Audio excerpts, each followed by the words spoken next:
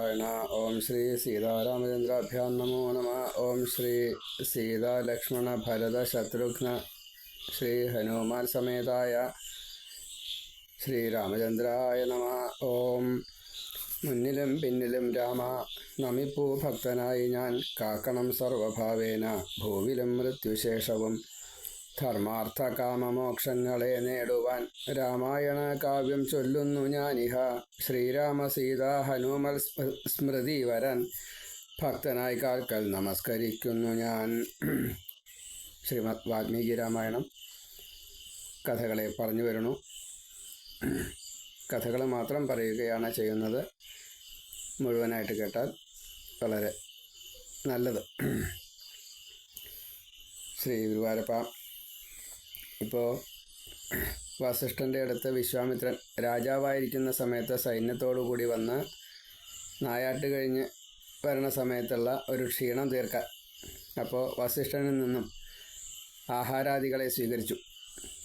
വളരെ വലിയ സൈന്യത്തിന് മുഴുവൻ ആഹാരം കൊടുത്തത് എവിടുന്നാന്ന് ചോദിച്ചപ്പോൾ കാമധേനുവിൽ നിന്നാണ് എന്ന് മനസ്സിലായി. കാമധേനുവിനെ തരാൻ വേണ്ടി പറയണു. പകരം ലക്ഷോ കോടിയോ പശുക്കളെ ഞാൻ തരാം എന്ന് പറഞ്ഞപ്പോൾ അത് കൂട്ടാക്കിയില്ല. അത് തരാൻ പറ്റില്ല, ഇത് ഹോമാദികൾക്കുള്ള നെയ്യ് തരുന്ന സ്വർഗത്തിലെ പശുവാണ് കാമധേനു, അത് തരാൻ പറ്റില്ല എന്ന് പറഞ്ഞപ്പോൾ സൈന്യബലം അല്ലെങ്കിൽ കയ്യൂക്ക് കാണിക്കാൻ വേണ്ടി ക്ഷാത്ര തേജസ് പുറത്തെടുക്കുകയാണ്. അത് ഈ ബ്രാഹ്മണ തേജസ്സിൻ്റെ മുമ്പിൽ ഒന്നുമല്ലാണ്ടേ കാമധേനുവിൽ നിന്നും പുറത്തു വന്ന സൈന്യങ്ങൾ വിശ്വാമിത്രൻ്റെ സൈന്യത്തെ മുഴുവൻ തോൽപ്പിച്ചപ്പോൾ തൻ്റെ തെറ്റ് മനസ്സിലായി. ഇപ്പം ഇതിൻ്റെ പിൻബലം അത് ബ്രാഹ്മണ വൃത്തികളാണ് എന്ന് മനസ്സിലായി. അതിനനുസരിച്ച് തപസ് ചെയ്യുകയാണ്. അങ്ങനെയാണ് വീണ്ടും ബ്രഹ്മർഷി എന്നുള്ള നിലയ്ക്ക് വസിഷ്ഠൻ്റെ തുല്യത വിശ്വാമിത്രൻ തപസ് കൊണ്ട് നേടിയെടുത്തത്. അപ്പോൾ ആ കഥയിലേക്കാണ് നമ്മൾ കടക്കുന്നത്. കഥ എല്ലാവർക്കും അറിയാം. ഇതിൽ പറഞ്ഞിരിക്കുന്നത് എന്താണ് എന്നുള്ളത് പറയുന്നതാണ്. അപ്പോൾ ഇതെന്താ അത്ര കേൾക്കാനുള്ള എന്ന് തോന്നണ്ട എന്ന് സാരം. അതിന് വേണ്ടിയിട്ടാണ്. എല്ലാവർക്കും വാൽമീകി രാമായണം അങ്ങനെ സ്ഥിരമായിട്ട് വായിക്കലൊന്നും അത്ര എളുപ്പമല്ല. അപ്പോൾ അതിനെ കുറച്ച് ക്ഷമയോട് കൂടിയിട്ട് കേൾക്കുക. ശ്രീ ഗുരുവായൂരപ്പ, അപ്പോൾ വസിഷ്ഠ മഹർഷി കാമധേനുവിനെ കൊടുക്കില്ല എന്ന് തീർത്ത് പറഞ്ഞപ്പോൾ ഇത് വിശ്വാമിത്രന് സഹിക്കാൻ പറ്റിയില്ല. അപ്പോൾ ബലം പ്രയോഗിച്ചിട്ട് കൊണ്ടുപോകാൻ വേണ്ടിയിട്ട് നിശ്ചയിക്കണു. രാജാവ് കാമധേനുവിനെ കയറ് കെട്ടി കൊണ്ടുപോകാൻ വേണ്ടിയിട്ട് ശ്രമിക്കുന്ന സമയത്ത് കാമധേനു വല്ലാതെ കണ്ട് കരഞ്ഞു എന്നാണ്. അതായത് വസിഷ്ഠൻ്റെ അനുവാദം ഉണ്ടോ ഇല്ലയോ എന്ന് പരീക്ഷിക്കാനാണ് കാമധേനു കരഞ്ഞത്. അതല്ലാതെ കണ്ട് കാമധേനുവിന് കഴിവില്ലായിട്ടല്ല. അപ്പോൾ വസിഷ്ഠൻ എന്നെ ഒഴിവാക്കിയോ എന്ന് കാമധേനു ഒരു ദയനീയമായിട്ടൊരു നോട്ടം നോക്കിയിട്ട്, അവരൊക്കെ തമ്മിൽ സംവദിക്കുന്നത്, പശുക്കളോ മൃഗങ്ങളോ സംവദിക്കുന്നത് ഈ മഹർഷിമാർക്ക് അത് മനസ്സിലാവും. അപ്പോൾ ഇവിടെ ഈ രാജഭടന്മാരിങ്ങനെ ക്രൂരമായിട്ട് എന്നെ ഇതാ വലിച്ചു കൊണ്ടുപോകുന്നു. അങ്ങ് മഹർഷി എല്ലാ തരത്തിലും എല്ലാ അറിവും അങ്ങയ്ക്കുണ്ട്. ഞാനാണെങ്കിൽ അങ്ങയ്ക്ക് ഒരു ദ്രോഹവും ചെയ്തിട്ടില്ല, അല്ലെങ്കിൽ ഉപകാരം ചെയ്യാതിരുന്നിട്ടുമില്ല. ഇങ്ങനെ ആ മഹർഷിയുടെ ഇഷ്ടം എല്ലാ സമയത്തും ഞാൻ നോക്കിയിട്ടും അങ്ങ് ഇത് കണ്ടിട്ടും എന്തുകൊണ്ടാണ് ധാർമ്മികനായിട്ടുള്ള വസിഷ്ഠ മഹർഷിയെ അങ്ങ് എന്നെ ഉപേക്ഷിക്കുന്നത് എന്ന് ഈ കാമധേനു ചോദിച്ചു. അപ്പോൾ വീണ്ടും വീണ്ടും അത് ഓർത്തോർത്ത് കരഞ്ഞു എന്നാണ്. വല്ലാത്തൊരു വിഷമം ഈ കാമധേനുവിനെ പറ്റി. അങ്ങനെ വസിഷ്ഠൻ്റെ അടുത്തേക്ക് ഈ സൈന്യങ്ങളെ കബളിപ്പിച്ചുകൊണ്ട് വസിഷ്ഠൻ്റെ അടുത്തെത്തി ആ ഭടന്മാരെയൊക്കെ ലേശം നിസ്സാരരാണ് എന്ന് അവരെ ബോധ്യപ്പെടുത്താനുള്ള എന്തോ അത് ചെയ്തു. വേഗത്തിൽ ഓടാൻ പോലും ഈ കാമധേനുവിൻ്റെ അത്രയും വേഗത്തിൽ ഓടാൻ ഈ സൈന്യങ്ങൾക്ക് പറ്റില്ല. അങ്ങനെ ഓരോന്നും കാമധേനുവാണ് മീതെ എന്ന് സൈന്യത്തിന് നല്ലോണം ഉറപ്പ് വരുത്തിയെന്ന് സാരം. എന്നിട്ടാണ് വസിഷ്ഠൻ്റെ അടുത്ത് കാമധേനു വന്ന് കാല് പിടിച്ച് അല്ലെങ്കിൽ അടുത്ത് വന്ന് നിന്നത്. അപ്പോൾ കുറച്ചൊരു ഘനഗംഭീരമായിട്ടുള്ള ശബ്ദത്തോട് കൂടിയിട്ട് വസിഷ്ഠനോട് കാമധേനു ചോദിച്ചു, അങ്ങ് എന്നെ ഉപേക്ഷിച്ചുവോ? അങ്ങയുടെ അടുക്കൽ നിന്നാണല്ലോ ഈ വിശ്വാമിത്രൻ്റെ ഭടന്മാർ എന്നെ കൊണ്ടുപോകുന്നത്. അങ്ങ് അവർക്ക് കൊടുത്തിറക്കണോ എന്നെ? ഇങ്ങനെ ചോദിച്ചപ്പോൾ ഈ വസിഷ്ഠ മഹർഷിക്ക് ദുഃഖം സഹിക്കാൻ പറ്റിയില്ല. എൻ്റെ ഒരു സഹോദരി എന്ന നിലയ്ക്കാണ് ഞാനിപ്പോൾ കാമധേനുവിനെ കാണുന്നത്. അപ്പോൾ ഒരിക്കലും ഞാൻ നിന്നെ ഉപേക്ഷിക്കില്ല, കൊടുക്കൂല്ല ഒരാൾക്കും. ഒരനിഷ്ടവും നീ എനിക്ക് ചെയ്തിട്ടില്ലല്ലോ, ഞാൻ നിനക്കും ചെയ്തിട്ടില്ല. ഈ മഹാബലവാനായിട്ടുള്ള ഈ രാജാവ് ബലത്തിൻ്റെ പേരിലാണ് എന്നിൽ നിന്ന് നിന്നെ വലിച്ചു കൊണ്ടുപോകുന്നത്. അപ്പോൾ രാജാവ് ഇപ്പോൾ ബലവാനാണ്, ക്ഷത്രിയന് ചില അധികാരങ്ങളൊക്കെ ഉണ്ട്, അതിൻ്റെ ദുർവിനിയോഗമാണ് ഈ കാണുന്നത്. അപ്പോൾ ഭൂമിയുടെ പതി എന്ന നിലയ്ക്ക് രാജാവ് ഈ അധികാരം, അത് ശരിക്കുള്ള അധികാരമല്ല, ഒരു അധികാര ദുർവിനിയോഗം ചെയ്യുകയാണ്. ഇത്രയും വലിയ അക്ഷൗഹിണിപ്പട, അതിൽ ആനയുണ്ട്, കുതിരയുണ്ട്, രഥമുണ്ട്, കാലാളുകളുണ്ട്. അപ്പോൾ വസിഷ്ഠൻ മഹർഷിയാണെങ്കിലും ഞാൻ ഒറ്റയ്ക്ക് എന്താ ചെയ്യുക എന്ന് ചോദിച്ചു. അപ്പോൾ ഈ കാമധേനു പറഞ്ഞു, ക്ഷത്രിയൻ്റെ ബലം അതൊരു ബലമാണെന്നേ ഉള്ളൂ, അതത്ര സാരമൊന്നുമില്ല. ബ്രാഹ്മണൻ്റെ ബലം എന്താണെന്നുള്ളത് അങ്ങക്ക് നല്ലോണം അറിയാലോ. ഈ ബ്രാഹ്മണ്യം അതുകൊണ്ട് കിട്ടുന്നതായിട്ടുള്ള ഈ ബലം, അത് ക്ഷാത്ര തേജസ്സിൻ്റെക്കാൾ എത്രയോ മീതെയാണ്. അങ്ങയുടെ ഈ ശക്തി അത് എത്രയാണെന്നുള്ളത് അങ്ങയ്ക്ക് പോലും അറിയില്ല, ആർക്കും പറയാൻ സാധിക്കില്ല. അപ്പം അതുകൊണ്ട് വിശ്വാമിത്രൻ്റെ ബലമില്ല, അങ്ങ് പേടിക്കണ്ട. അങ്ങയുടെ തേജസ് കൊണ്ട് അങ്ങയെ തോൽപ്പിക്കാൻ മറ്റൊരാൾക്ക് സാധിക്കില്ല. എനിക്ക് അനുവാദം തന്നോളൂ. അങ്ങയുടെ ബ്രഹ്മബലം അത് ഞാൻ വേണ്ട രീതിയിൽ ഉപയോഗിക്കാം. ഈ ദുർബുദ്ധിയായിട്ടുള്ള ഈ വിശ്വാമിത്രൻ്റെ അഹങ്കാരത്തെ ഞാൻ നശിപ്പിച്ചോളാം. ഇങ്ങനെ പറഞ്ഞപ്പോൾ വസിഷ്ഠൻ പറഞ്ഞു, അങ്ങനെ ചെയ്തോളൂ. ശത്രുബലത്തെ മുടിക്കുന്നതായിട്ടൊരു സൈന്യത്തെ സൃഷ്ടിച്ചോളൂ. ഇങ്ങനെ ആറ്റി കൊടുത്തു.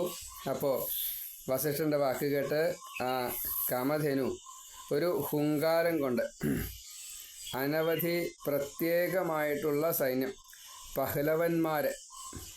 പഹ്ലവ ശതശോ നൃപ തസ്യ ഹുങ്കാരവോത്സൃഷ്ടാഹ പഹൽവ ശതശോ നൃപ, അങ്ങനെയാണ് പറഞ്ഞിരിക്കുന്നത്.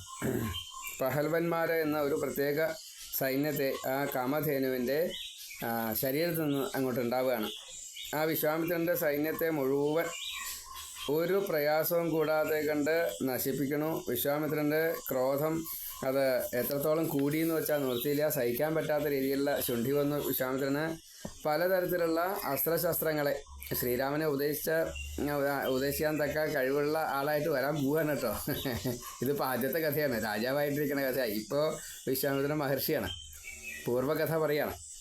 അപ്പോൾ പല അസ്ത്രശസ്ത്രങ്ങളെ കൊണ്ട് ഈ പഹൽവാന്മാരെയൊക്കെ തോൽപ്പിക്കാൻ തുടങ്ങി വിശ്വാമിത്രൻ. അപ്പോൾ വിശ്വാമിത്രൻ വീണ്ടും വീണ്ടും ഇങ്ങനെ വധിക്കണു ഈ അസ്ത്രശസ്ത്രങ്ങളെ കൊണ്ട് പഹൽവന്മാരെ, അതെങ്കിലും കാമധേനുവിൻ്റെ ഈ സൈനികരെ. പക്ഷേ അത് വീണ്ടും വീണ്ടും സൈനികരിങ്ങനെ വന്നുകൊണ്ടേയിരിക്കുക കാമധേനുവിൽ നിന്ന്. എത്ര എന്നുള്ളത് പറയാൻ നിവർത്തിയില്ല. അപ്പോൾ കാമധേനുവിൽ നിന്ന് യവനന്മാർ, ശകന്മാർ, അങ്ങനെയുള്ള മഹാകേമന്മാരായിട്ടുള്ള ശതകോടി കണക്കിന് സൈന്യങ്ങളുണ്ടായി. ചെമ്പകപ്പൂവിൻ്റെ നിറം, വാള തുടങ്ങിയിട്ടുള്ള മൂർച്ചയേറിയ ആയുധങ്ങളൊക്കെ എടുത്ത് സ്വർണ്ണ വർണ്ണ നിറത്തിലുള്ള യുദ്ധക്കോപ്പൊക്കെ അണിഞ്ഞ് മഹാവീര്യത്തോടു കൂടിയിട്ട്, പ്രഭാവത്തോടു കൂടിയിട്ട് ജ്വലിക്കുന്നതായിട്ടുള്ള അഗ്നികണക്ക് ഒരേപോലെ രണ്ട് സൈന്യങ്ങളും ഈ വിശ്വാമിത്രൻ്റെ സൈന്യത്തിന് കൂടുതൽ ക്ഷീണം വരാവുന്ന രീതിയിൽ ഈ കാമധേനുവിൻ്റെ സൈന്യം.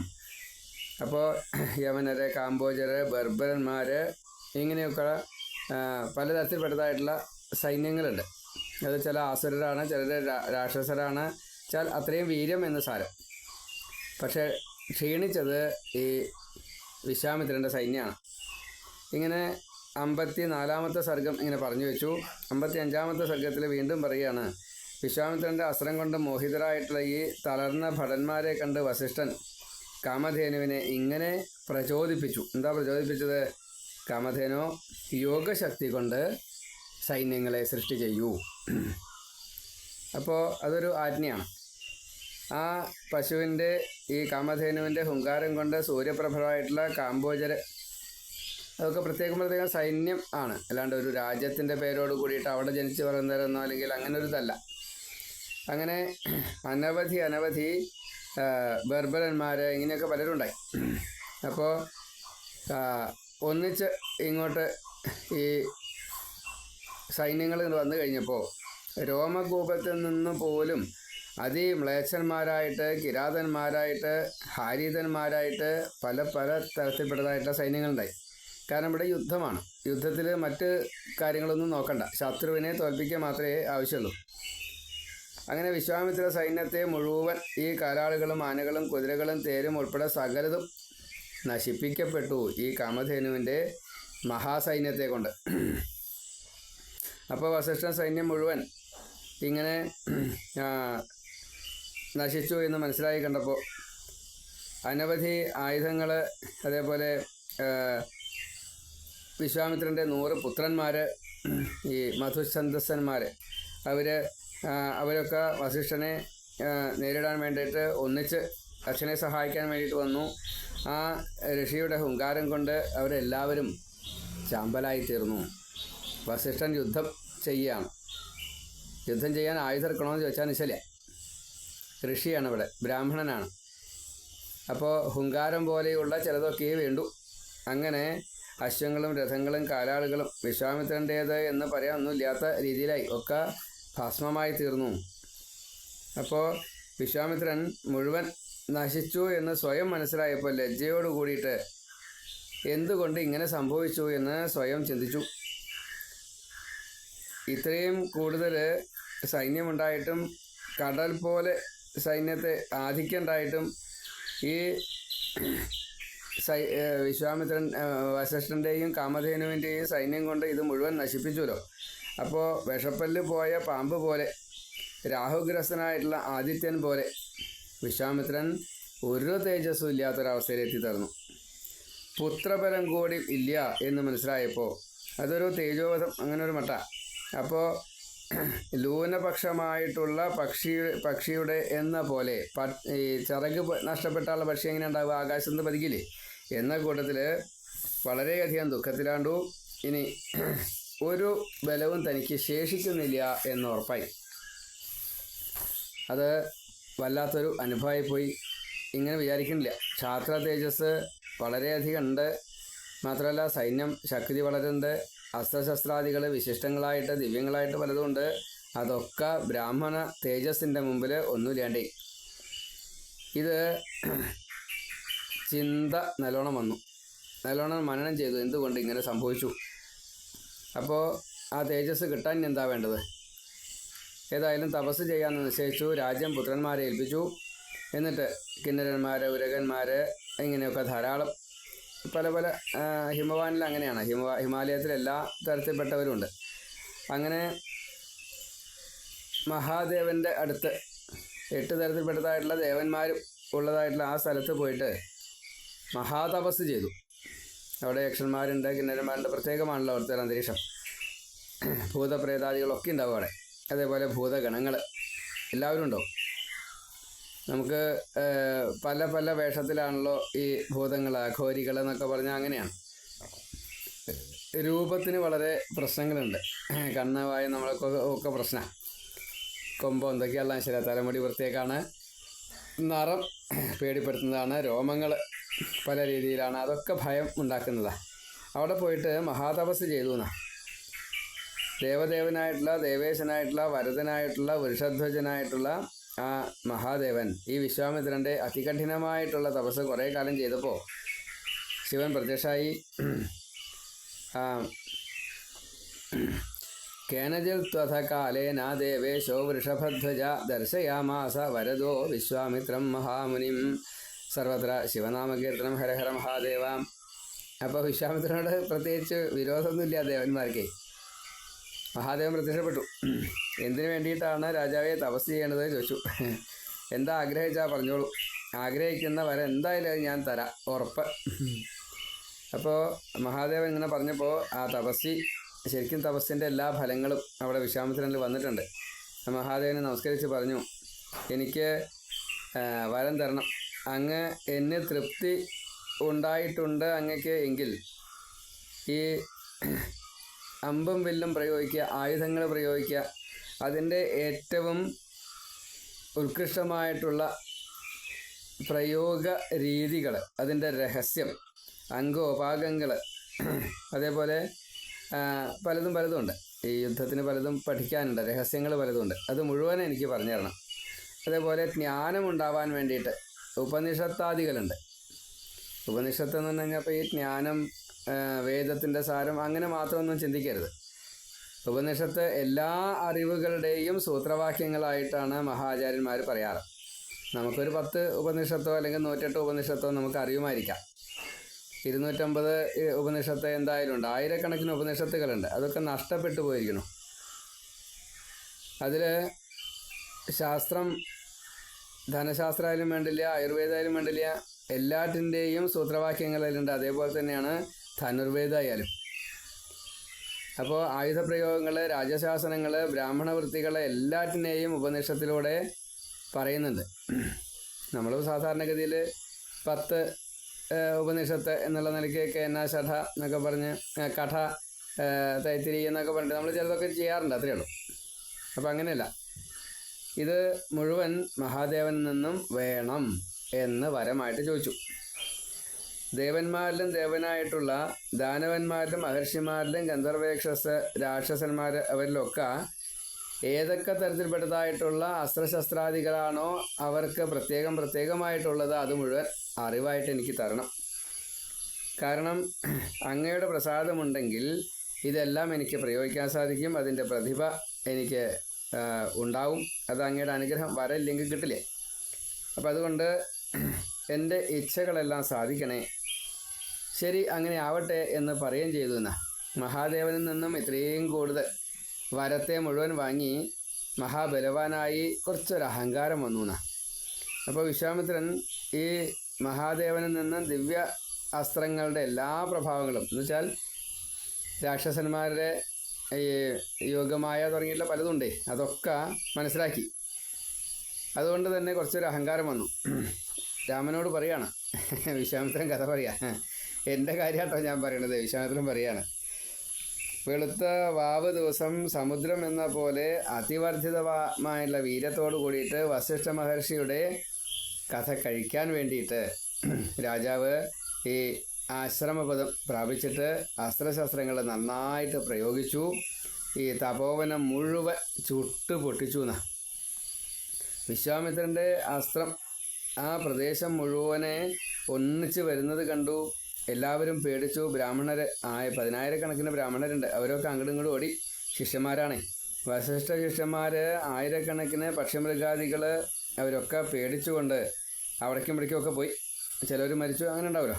വസിഷ്ഠ ആശ്രമം അവിടെ മനുഷ്യവാസമില്ലാത്തൊരവസ്ഥ വന്നു. തരിശ് ഭൂമിയായിന്ന. വസിഷ്ഠ മഹർഷി പേടിക്കരുത് എന്ന് വീണ്ടും വീണ്ടും ഈ ഓടണവരോട് പറഞ്ഞു വെച്ചാലും സൂര്യൻ മൂടൽ മഞ്ഞിൽ നിന്ന് എന്ന പോലെ ഞാൻ ഇതാ ഈ വിശ്വാമിത്രനെ, ഗാധേയനെ ഇപ്പോൾ ആവിയാക്കുന്നുണ്ട്. തൻ്റെ തേജസ്സിനെ, തൻ്റെ ബലത്തിനെ ഉറപ്പിക്കാൻ വേണ്ടിയിട്ട് അത് മനസ്സിലാക്കിക്കോളൂ എന്ന് ധൈര്യം പകർന്നുകൊണ്ട് വസിഷ്ഠൻ തൻ്റെ ഒപ്പമുള്ള ശിഷ്യന്മാരോടോ ബ്രാഹ്മണന്മാരോടൊക്കെ പറഞ്ഞു വെച്ചാലും അതൊന്നും അവർ കേട്ടില്ല. അവർ ഓടുക. ഇങ്ങനെ മഹാതേജസ്വിയായിട്ടുള്ള മുനിപ്രവരൻ വസിഷ്ഠ മഹർഷി വിശ്വാമിത്രനെ വളരെയധികം ക്രുദ്ധനായിക്കൊണ്ട് നേരിട്ടു. വളരെ കാലം വളർത്തിയതായിട്ടുള്ള ഈ ആശ്രമത്തിന് ഇത്രയും വിനാശം വളരെ കഷ്ടപ്പെട്ടാവും ആ ഋഷിമാരോ അല്ലെങ്കിൽ ഇവരെല്ലാവരും കൂടിയിട്ട് ഈ ആശ്രമം ഇത്രയും സുന്ദരമാക്കിയിട്ടുണ്ടാവുക. അത് മുഴുവൻ ഇപ്പോൾ ചാമ്പലായി. അത് വസിഷ്ഠന് സഹിക്കാൻ പറ്റാവുന്നതിലപ്പുറം. അപ്പോൾ വിശ്വാമിത്ര, നീ ചെയ്തത് തെറ്റാണ്, നീ മൂഢനാണ്. കാരണം ഈ ഭൂമിയെ ഇങ്ങനെ നശിപ്പിച്ചില്ലേ, അത് ദുരാചാരം തന്നെയാണ്. അതുകൊണ്ട് വളരെയധികം ശുണ്ഠിയെടുത്തുകൊണ്ട് യമദണ്ഡ് പോലെയുള്ള അമോഘാസ്ത്രങ്ങളെ കാലാഗ്നി എങ്ങനെയാണോ, പ്രളയാഗ്നി എങ്ങനെയാണോ വരുന്നത് അതേപോലെ പ്രയോഗിക്കാൻ ഈ വസിഷ്ഠ മഹർഷി ശ്രമിച്ചു എന്നാണ്. ഇങ്ങനെ 55-ാമത്തെ സർഗം കഴിഞ്ഞതിന് ശേഷം 56-ാമത്തെ സർഗം പറയാണ്. ഇങ്ങനെ വസിഷ്ഠൻ പല വെല്ലുവിളികളൊക്കെ ചെയ്തു കഴിഞ്ഞപ്പോൾ പലതരത്തിൽപ്പെട്ടതായിട്ടുള്ള ദിവ്യശസ്ത്രങ്ങളുള്ള വിശ്വാമിത്രൻ ആഗ്നേയാസ്ത്രം തൊടുത്തുള്ള ആഗ്നേയാസ്ത്രം പോലെയുള്ള ദിവ്യാസ്ത്രങ്ങളെ പ്രയോഗിച്ചു. എന്നിട്ട് ഈ കാലദണ്ഡം പോലെയുള്ള അമോഘാസ്ത്രങ്ങൾ ഈ വസിഷ്ഠനും പ്രയോഗിക്കണു. അങ്ങോട്ടും ഇങ്ങോട്ടും ക്ഷത്രബന്ധോ എന്ന് ക്ഷത്രിയ അധമ എന്ന് സംബോധന ചെയ്തുകൊണ്ട് വസിഷ്ഠ മഹർഷി വിശ്വാമിത്രനെ പലതരത്തിൽ എന്താണ് പറയുക വെല്ലുവിളിക്കുമ്പോൾ ഈ നീ തോൽക്കും എന്നുള്ള രീതിയിൽ ഒരു സംശയം ഉണ്ടാക്കുന്ന രീതിയിൽ പലതും പറയും. അങ്ങനെയൊക്കെ പല സൂത്രങ്ങളുണ്ട്. അതിനൊക്കെ വീര്യത്തെ നഷ്ടപ്പെടുത്തുക വാക്കുകളെ കൊണ്ട് അങ്ങനെയൊക്കെ ഉണ്ട്. അതെല്ലാം ചെയ്തു. ഇതൊക്കെ അങ്ങോട്ടും ഇങ്ങോട്ടുമൊക്കെ ചെയ്യണ്ടോ. പലതരത്തിൽ വീരവാദങ്ങൾ പറയുമ്പോൾ അന്യൻ്റെ ബലത്തെ നിസ്സാരമാക്കാൻ വേണ്ട ചില വാക്കുകൾ അസ്ത്രത്തിനേക്കാൾ ശസ്ത്രത്തിനേക്കാൾ അതിന് മൂല്യം കൂടും, അല്ലെങ്കിൽ വില കൂടും. അതല്ലെങ്കിൽ അത് പറയുമ്പോൾ അത് അതേപോലെ സംഭവിക്കുമെന്നർത്ഥം. ഒരു ജീവനെ ഹനിക്കുന്നതിനേക്കാൾ കൂടുതലാണ് ഈ അവമാനിക്കൽ എന്ന് സാരം. അതാണ്. അപ്പോൾ ബ്രാഹ്മണ ബലത്തിൻ്റെ മുമ്പിൽ നിൻ്റെ ക്ഷത്രിയ ബലങ്ങൾ ഒന്നുമല്ല എന്ന് പ്രകാരം പലതരത്തിൽ വസിഷ്ഠൻ പറഞ്ഞു. അതേപോലെ ആഗ്നേയാസ്ത്രത്തിൻ്റെ ഈ ശക്തി ക്ഷത്രിയ കുലത്തിന് കളങ്കമായിട്ടുള്ള നിൻ്റെ ഈ സൈന്യത്തെയും നിന്നെയും എൻ്റെ ബ്രാഹ്മണ ബലം കൊണ്ട് ഇതാ അഗ്നി നാളി കത്തുമ്പോൾ വെള്ളമൊഴിച്ച് കഴിഞ്ഞാൽ എന്താ അഗ്നി കെടില്ലേ എന്ന കൂട്ടത്തിൽ ഇതാ ഞാൻ കെടുത്തുന്നു. അങ്ങനെ വിശ്വാമിത്രൻ ഇത് കേട്ട് കഴിഞ്ഞപ്പോൾ ദിവ്യങ്ങളായിട്ടുള്ള ഈ മഹാദേവൻ കൊടുത്തതായിട്ടുള്ള വാരുണവും രൗദ്രവും ഐന്ദ്രവും പാശുപതവും ഐഷീകവും തുടങ്ങിയിട്ടുള്ള പലതും പ്രയോഗിച്ചു. മാനവം, മോഹനം, ഗാന്ധർവം, സ്വാപനം, ഉറക്കുക, അതുപോലെ ജൃംഭണം, കോട്ടുവായിടുക, മാദനം, മയക്കുക, സന്താപനം, ചുട്ട് പൊള്ളിക്കുക, വിലാപനം, കരയിക്കുക, ഇങ്ങനെ പലതും, ശോഷണം, വരട്ടുക, അതുപോലെ ദാരുണം, പിളർക്കുക, രണ്ടായിട്ട് തീർക്കുക, അങ്ങനെയല്ലേ. ഇങ്ങനെ അനവധി ദിവ്യശസ്ത്രങ്ങളെ പ്രയോഗിച്ചു. ദുർജനന്മാരായിട്ടുള്ള ഈ വജ്രം, ബ്രഹ്മപാശം, കാലപാശം, വരുണപാശം, പിനാകാസ്ത്രം ഇതൊക്കെ വിശ്വാമിത്രൻ പ്രയോഗിച്ചു. എത്രത്തോളം ഉണക്കാൻ പറ്റുമോ അത്രത്തോളം ഉണക്കുക, എത്രത്തോളം നനയ്ക്കാൻ പറ്റുമോ അത്രത്തോളം നനയ്ക്കുക. ഈ അശ്വിനികൾ, ഇടിമിന്നൽ പോലെയുള്ളതൊക്കെ അമോഘാസ്ത്രങ്ങളാണ്. അതൊക്കെ ചെയ്തു വിട്ടു, അതേപോലെ പ്രയോഗിച്ചു. പിന്നെ ദണ്ഡാസ്ത്രം, പൈശാചം, ക്രൗഞ്ചാസ്ത്രം, ധർമ്മചക്രം, കാലചക്രം, വിഷ്ണുചക്രം, വായവ്യാസ്ത്രം, മഥനാസ്ത്രം, ഈ ഹയശിരസ് എന്നുള്ള അർത്ഥം അസ്ത്രം, അത് കുതിരത്തല പോലെയാണ്. അതേപോലെ വേരുകൾ, മറ്റേ കങ്കാളാസ്ത്രം, മുസലം, വിദ്യാധരാസ്ത്രം, കാലാസ്ത്രം, ത്രിശൂലാസ്ത്രം, കാപാലാസ്ത്രം, കങ്കണാസ്ത്രം, ഇങ്ങനെ അത്യധികം ഈ നശിപ്പിക്കാൻ പറ്റില്ല എന്ന് വെച്ചാൽ, അതായത് അമോഘാസ്ത്രങ്ങളാണ്. അതിനെ ഈ അസ്ത്രങ്ങളെ ആർക്കും ഒന്നും ചെയ്യാൻ പറ്റില്ല. അങ്ങനെയുള്ള അസ്ത്രങ്ങളൊക്കെ ഒരുമിച്ച് പ്രയോഗിച്ചു. ഇങ്ങനെ മുനിസത്തമനായിട്ടുള്ള ഈ വസിഷ്ഠനിൽ ഇതെല്ലാം അത്ഭുതമായിട്ട് പ്രയോഗിക്കപ്പെടുകയാണ്. ഈ ബ്രഹ്മദണ്ഡം അവിടെ പലതും ഒന്നുമില്ലാത്തൊരവസ്ഥയിലേക്ക് എത്തിച്ചേർത്തു എന്നാണ്. ഈ ബ്രഹ്മാസ്ത്രം കൊണ്ട് തടുക്കാൻ പറ്റാവുന്നതൊക്കെ ബ്രഹ്മാസ്ത്രം കൊണ്ട് തടുത്തു. പിന്നെ പ്രത്യസ്ത്രങ്ങളെ കൊണ്ട് തടുക്കേണ്ടതെല്ലാം പ്രത്യസ്ത്രങ്ങളെ കൊണ്ട് തടുത്തു. വിശ്വാമിത്രൻ ഒടുക്കം വിശ്വാമിത്രൻ്റേതായിട്ടുള്ള ശിവവരദാനമായിട്ട് ബ്രഹ്മാസ്ത്രത്തെ പ്രയോഗിച്ചു. അഗ്നി കൊടുത്തതായിട്ടുള്ള ഈ ദേവന്മാരെ കൊടുക്കപ്പെട്ടത് പലതും പരസ്പരം പ്രയോഗിച്ചു. ഗന്ധർവന്മാർ, ഉരകന്മാർ, ഈ ദേവന്മാർ, ഇതൊക്കെ ഈ രണ്ടുപേരുടെയും യുദ്ധം കണ്ടു കഴിഞ്ഞപ്പോൾ പരിഭ്രമിച്ചുകൊണ്ട് ഇനി എന്ത് എന്നുള്ള രീതിയിൽ പെട്ടുപോയി. അവർ പരിഭ്രമിച്ചു.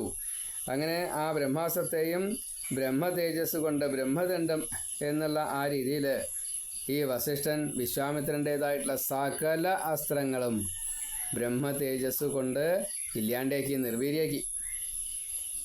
ബ്രഹ്മാസ്ത്രത്തെ ഗ്രസിക്കുന്നതായിട്ടുള്ള മഹാത്മാവായിട്ടുള്ള ഈ വസിഷ്ഠൻ്റെ രൂപം 3 ലോകത്തെയും അത്ഭുതപ്പെടുത്തിക്കൊണ്ട്, മോഹത്തിലാഴ്ത്തിക്കൊണ്ട് ഈ രൗദ്രജ്വാലയിൽ നിന്ന് ദുസ്സഹമായിട്ടുള്ള അതിഭയങ്കരമായിട്ടുള്ള പലതും പ്രയോഗിച്ചിട്ടും അവിടെ അത് നിർവീര്യമായി തീർന്നു. കാരണം എന്താ? ഈ ബ്രഹ്മാസ്ത്രമാണ്, ഈ ബ്രാഹ്മണ്യമാണ്. ബ്രഹ്മാസ്ത്രമല്ല, ബ്രാഹ്മണ്യത്തിൻ്റെ മൂല്യം അതാണ്. ഇപ്പോൾ ഇവിടെ പ്രത്യേകം പറയുകയാണ്, തദപ്യസ്ത്രം മഹാഘോരം ബ്രാഹ്മം ബ്രാഹ്മേണ തേജസ വസിഷ്ഠോ ഗ്രസതേ സർവം ബ്രഹ്മദണ്ഡേന രാഘവ. ബ്രഹ്മാസ്ത്രം ഗ്രസമാനസ്യ വസിഷ്ഠസ്യ മഹാത്മന ത്രൈലോക്യമോഹനം രൗദ്രം രൂപമാസീർ സുദാരുണം. ബ്രാഹ്മണ്യ തേജസ് അത് ബ്രഹ്മതേജസ് പോലെയല്ല, അല്ലെങ്കിൽ ആ രീതിയിലാണ് വരിക. ബ്രഹ്മതേജസ്സാണ്. ബ്രഹ്മാസ്ത്രത്തിനെ ഈ ബ്രഹ്മതേജസ് കൊണ്ട് നേരിടാൻ സാധിക്കും. അപ്പോൾ അതിൽ വിശ്വാമിത്രൻ തോറ്റുപോയി. അതാണ്. അപ്പോൾ വസിഷ്ഠ മഹർഷിയുടെ ഈ രോമകൂപങ്ങളിൽ നിന്ന് പോലും ഈ സൂര്യരശ്മി പോലെയുള്ള അതികഠിനമായിട്ടുള്ള ചൂട് അത് പുറത്തേക്ക് വരികയാണ്.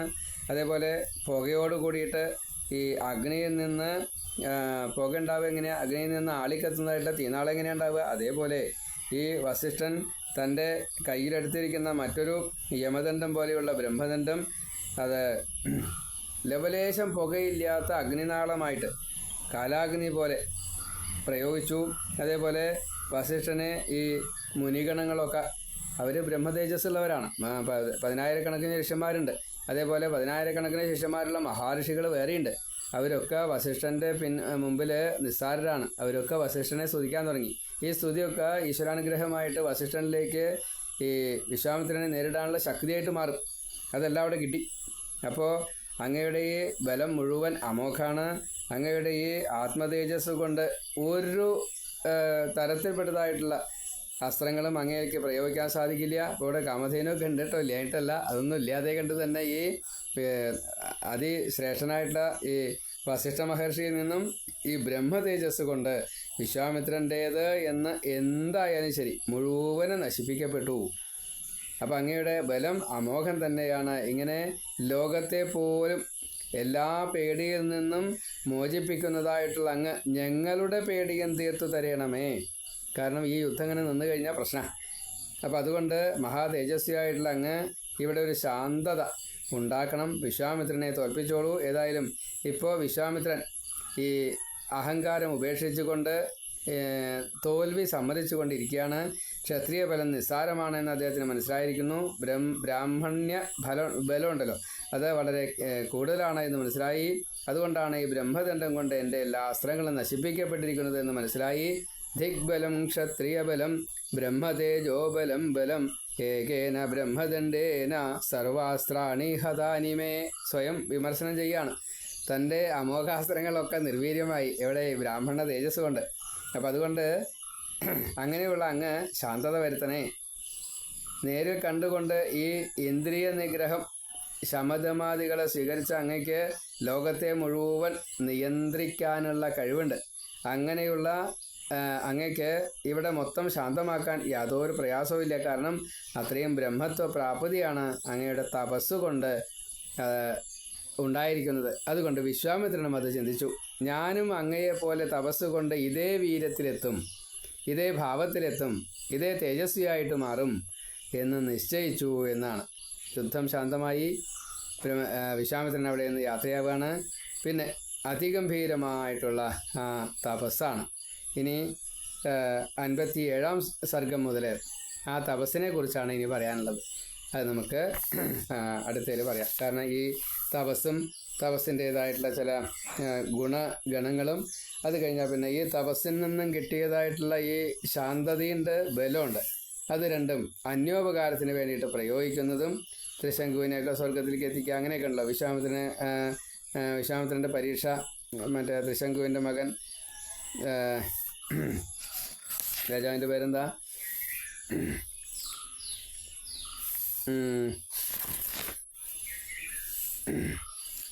സത്യം പാലിക്കാനായിട്ടുള്ള ആ ത്രിശങ്കുവിൻ്റെ പുത്രനാണ്. മറവി രോഗം കൊണ്ടാണ് അത് പറ്റാത്ത ഹരിശ്ചന്ദ്രൻ്റെ പരീക്ഷ ഇതൊക്കെ ചെയ്തതാണ്. ഹരിശ്ചന്ദ്രനെ രക്ഷിച്ചതാണ്. അങ്ങനെ പലതുണ്ട്. എത്രയാ അന്യോപകാരം ചെയ്തെന്ന് ചോദിച്ചാൽ നിശ്ചല ധാരാളമായിട്ട് ചെയ്തിട്ടുണ്ട്. അപ്പോൾ അങ്ങനെയുള്ള കാര്യങ്ങളാണ് ഇനി പറയാനുള്ളത്. അത് നമുക്ക് നാളെ പറയാം. സർവത്ര ശ്രീരാമനാമകീർത്തനം. ഹര ജയ ജയ രാമ രാമ ജാനകീകാന്തസ്മരണം. ജയ ജയ രാമ രാമ. ഹര നമ പാർവതീപതേ. ഹര ഹര മഹാദേവ. നമ ശിവായ നമ ശിവായ നമ ശിവായ. നമോ നാരായണായ നമോ ഭഗവതേ വാസുദേവായ. ഓം ശ്രീകൃഷ്ണായ നമ. ശ്രീ സീതാരാമചന്ദ്രാഭ്യാം നമോ നമ. ഹരപ്പ.